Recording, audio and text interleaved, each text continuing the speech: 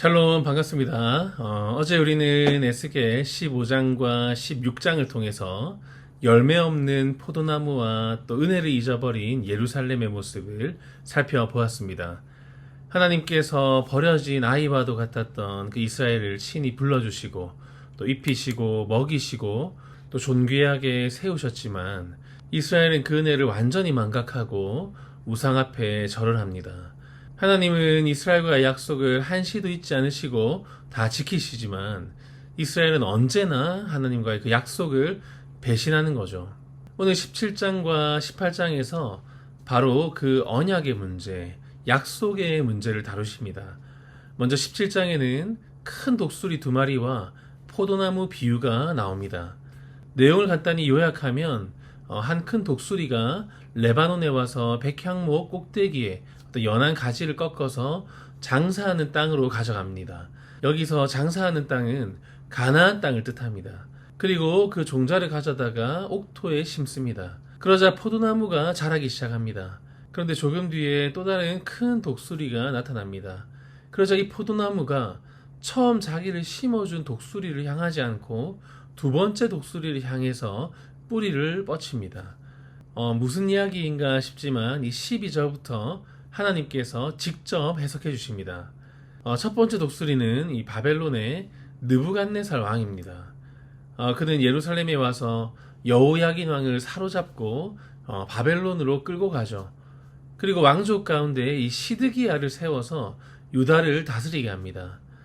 그리고 조건이 하나 있었는데 이 바벨론과 맺은 언약을 지키라라는 것인데 그 언약이 무엇이냐면 14절에 나옵니다. 우리 17장 14절 함께 읽겠습니다. 이는 나라를 낮추어 스스로 서지 못하고 그 언약을 지켜야 능히 서게 하려 하였음이거늘. 스스로 독립하지 않은 것이 바로 조건이었어요. 그런데 시드기야가 이 약속을 깨뜨립니다. 바벨론을 배반하고 애굽에 사람을 보내서 군사적인 도움을 요청합니다. 그래서 두 번째 독수리가 바로 이 애굽인 것이죠. 시드기야 입장에서는 사실 매우 현실적인 선택처럼 보였을 겁니다. 바벨론만 의지할 수 없다. 또 애굽이라는 더 큰 힘을 이용해야 되겠다. 또 정치적으로 이렇게 해야 우리가 살아남을 수 있다라고 판단했겠죠. 그런데 하나님께서는 이것을 단순히 외교적인 문제로만 보신 것이 아니고 하나님과의 관계로 보십니다. 우리 17장 18절 우리 함께 읽겠습니다. 그가 이미 손을 내밀어 언약하였거늘 맹세를 업신여겨 언약을 배반하고 이 모든 일을 행하였으니 피하지 못하리라. 앞서 이 모든 약속이 바벨론과 이스라엘 간의 약속이 아니고 실상은 하나님과 이스라엘과의 약속이었던 거죠.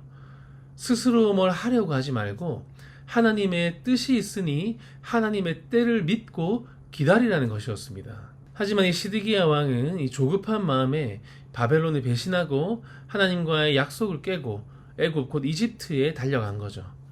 하나님과의 약속을 가볍게 여기는 것은 곧 하나님을 가볍게 여긴 것과 같습니다. 하나님은 매우 분노하셨고 또 마음 아파하셨죠. 우리 16장 59절 우리 함께 읽겠습니다. 나 주 여호와가 이같이 말하노라. 내가 맹세를 멸시하여 언약을 배반하였은즉 내가 내 행한 대로 내게 행하리라. 하나님은 하나님과의 약속을 우리가 생각하는 것보다 훨씬 중요하게 여기십니다. 하나님을 사랑하는 것이 곧 하나님과의 약속을 사랑하는 것이고 하나님을 신뢰하는 것이 곧 하나님과의 약속을 신뢰하는 것과 동일하기 때문이죠. 그렇기 때문에 약속을 신뢰하지 못하고 또 지키지 않은 것을 하나님께서는 결코 가볍게 넘어가지 않으십니다. 오늘 우리와도 맺으신 그 약속이 무엇이겠습니까? 회개하고 돌아오면 용서하시겠다고 약속하셨고 또 하나님께서 독생자를 보내셨다는 것을 믿으면 영생을 주시겠다고 약속하셨고 또 우리를 결코 떠나지도 또 버리지도 않으시겠다고 약속하셨고 또 구하면 주시고 또 두드리면 열어주실 것이라고 약속하셨고 또 우리 모든 쓸 것을 채우시겠다고 약속하셨습니다. 이것 외에도 너무나도 많은 약속을 성경을 통해서 분명히 확인할 수 있음에도 불구하고 말씀은 우리 현실과 너무 동떨어져 보이고 또 눈에 보이지도 않고 또 하나님께서 당장의 나의 삶을 어떻게 책임져 주실지 확신이 도무지 서질 않으니 당장의 필요를 채우고 또 현실적인 도움을 받기 위해서 우리만의 애굽을 찾아 헤매고 있을 수 있다는 거죠. 오늘 본문의 이 시드기야 왕의 이 대의를 위한 현실적인 선택을 우리가 너무 쉽게 손가락질할 수만은 없지 않겠습니까? 이스라엘은 힘이 부족해서 망한 것이 아닙니다. 또 애굽의 도움이 부족해서 망한 것도 아니죠. 하나님의 언약을 가볍게 여겼기 때문에 무너진 겁니다. 우리의 신앙도 마찬가지입니다.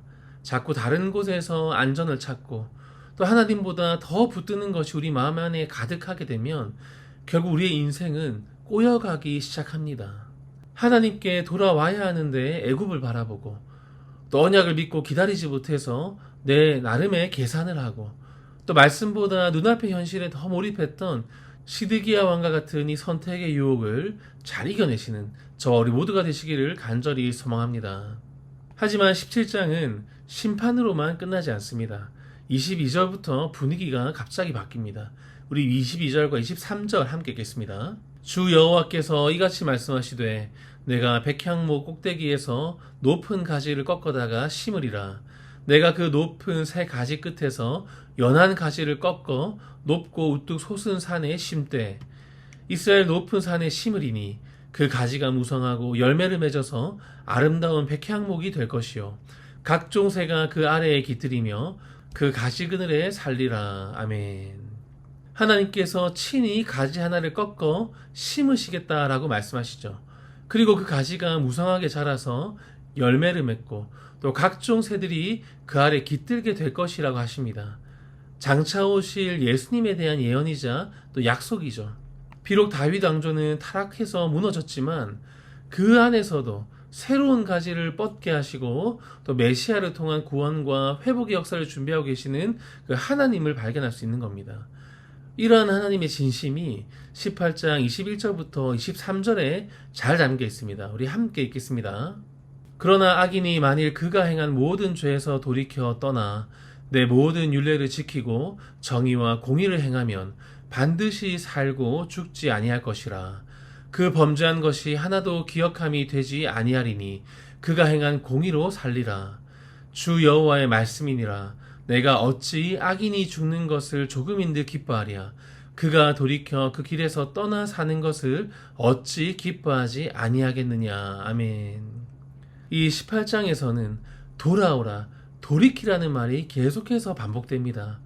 21절에서 모든 죄에서 돌이켜 떠나라고 하시고 23절에서 돌이켜 그 길에서 떠나라고 하시고 28절에서 모든 죄악에서 돌이켜 떠났으니 라고 하시고 또 30절에서 너희는 돌이켜 회개하고 또 32절에서 너희는 스스로 돌이키고 살찌니라 라고 말씀하시죠. 과연 누가 매달리고 있습니까?